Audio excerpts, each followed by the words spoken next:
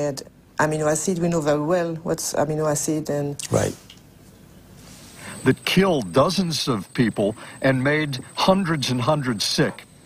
It caused an epidemic of an unusual disease called EMS. Right. And how many people died? Right, but we have many... 37, and more than 1,000 people disabled. You remember? I do remember. And you said, according to FDA administrative record, we do not yet know the cause of EMS, nor can we rule out the engineering of the organism. Did you say that I read? Yes. Amazing. James Mariansky can't rule out the possibility that it's the genetic manipulation itself that triggers unexpected side effects. But he did nothing. Have any independent scientists investigated this question, which is crucial for consumers? Arpad Pusztai, world-renowned scientist, lost his job when he warned about GE Foods. 1998.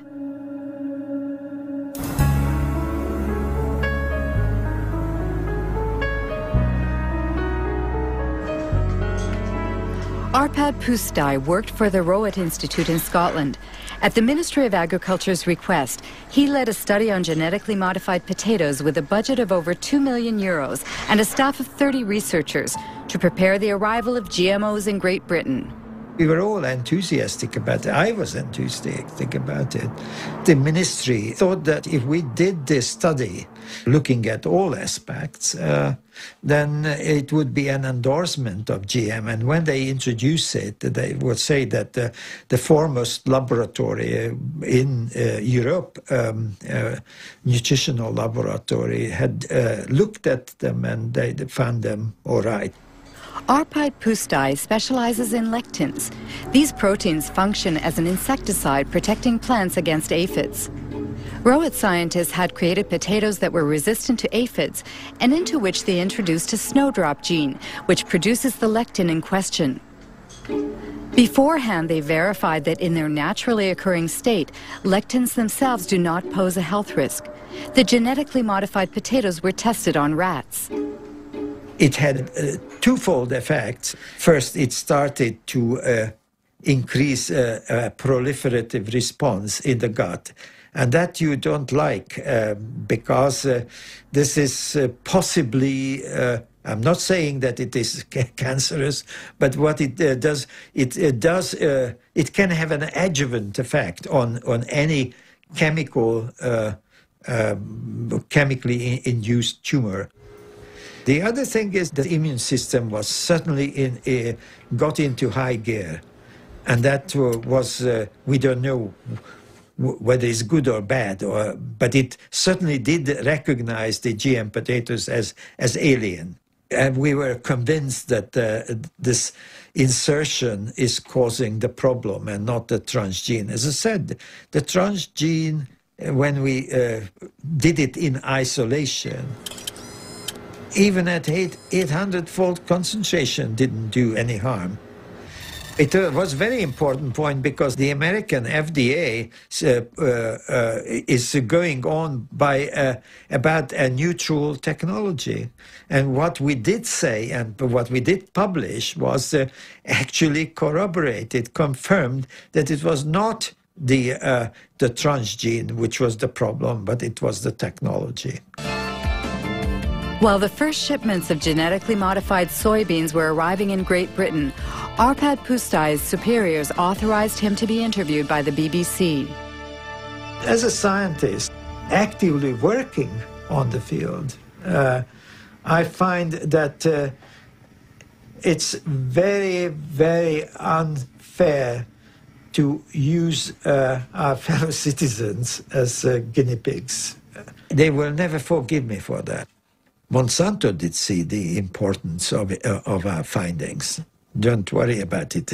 Even before the broadcast went out, they already knew because the Scottish Crop Research Institute did get a lot of money from Monsanto, and they were not slow to understand the implications. The day after the interview's broadcast, Arpad Pusztai was fired and the research team dismantled. Dr. Stanley Ewan was in charge of evaluating the impact of GM potatoes on the rat's internal organs. He no longer has any illusions about scientific independence. I was extremely, angry and very, very concerned. It's like your whole world is disappearing under your feet. What's going on? But you see, they start to discredit Stanley as well. It's not just Arpad. Stanley was made to retire and he was discredited at the university. As well? Oh, yes. Oh, yes. It was very hard indeed. Monday, it was wonderful work. Tuesday, it was rubbished. I had one or two ideas of what was happening, but a very imprecise idea until 8 years ago, almost exactly, I was at a dinner dance. And next to me at the top table was someone from the Road called Dutteroy, who happened to say, I said, isn't it awful what's happening to Arpad? Yes, he said, and did you not know that there were not one, but 2 phone calls from Downing Street to the director? And then, of course, I saw clearly what was happening, that this was something sort of supranational, if you like, some pressure being put on Tony Blair's office to stop this work because it was perceived by the Americans to be harming their industrial base, the biotech industry, in other words. The Arpad Pusztai scandal triggered a massive rejection of GMOs in Great Britain, led by Greenpeace. A year later, Robert Shapiro, Monsanto's CEO at the time, agreed to participate in a teleconference organized by the environmental organization. This is the only existing video footage of the former CEO. He was responsible for moving the company into the biotechnology era with its new slogan, Food, Health, and Hope.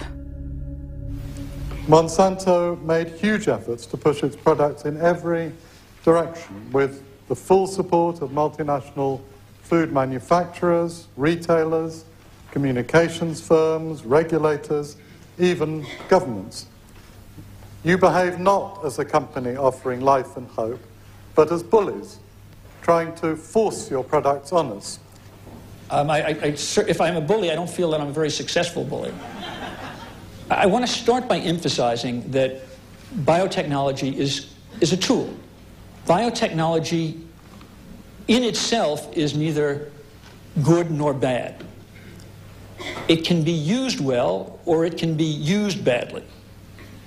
The products that are on the market have been reviewed through the regulatory processes that society has established in order to assure not only safety, but the environmental safety of the products themselves.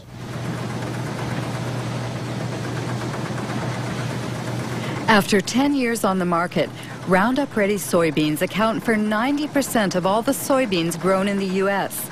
In fact, 70% of the food in American stores contains bioengineered elements. Unlike Europe, consumers cannot make an informed decision because GM labeling is forbidden, a direct consequence of the principle of substantial equivalence. You know, I've got a soybean in my hand here, and I can eat this soybean. It's very safe, very safe. I think FDA is confident that the soybean, in terms of food safety, is as safe as other varieties of soybean. How is the FDA confident about that? It's based on all the data that the company provided to FDA that was reviewed by FDA scientists. And so it's not in the company's interest to try to design a study in some way that would mask results. How can James Mariansky be so sure? If I type in Monsanto falsified scientific studies, I get 174,000 hits. Among them, a report from the EPA of the United States. Monsanto accused of falsifying studies concerning the carcinogenicity of dioxin.